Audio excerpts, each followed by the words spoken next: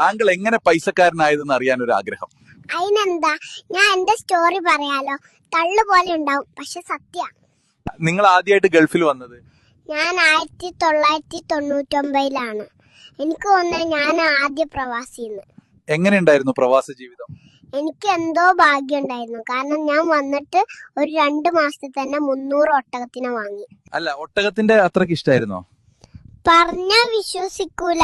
ഒട്ടകം എന്ന് പറഞ്ഞാൽ എനിക്ക് ജീവനായിരുന്നു. വേഗം നടക്ക്, ഇല്ലെങ്കിൽ എല്ലാത്തിനെയും ചവിട്ടിക്കൂട്ടി ഇവിടെ തന്നെ കുഴിച്ചിടും. എന്നെ വെറുതെ ദേഷ്യം പിടിപ്പിക്കരുത്.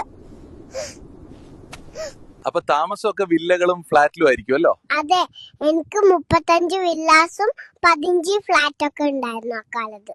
ഞാൻ ഉറങ്ങാം, ശബ്ദം ഉണ്ടാവരുത്, പട്ടിണിക്കിടും ഞാൻ.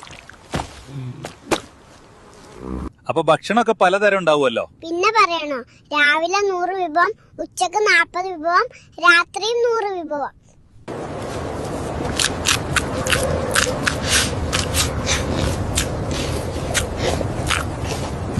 ഇന്റർവ്യൂ ആണ്. നിങ്ങൾ വേറെ എവിടെയോ ആണല്ലോ ചിന്ത. ഞാൻ എന്റെ സുന്ദരമായ ജീവിതം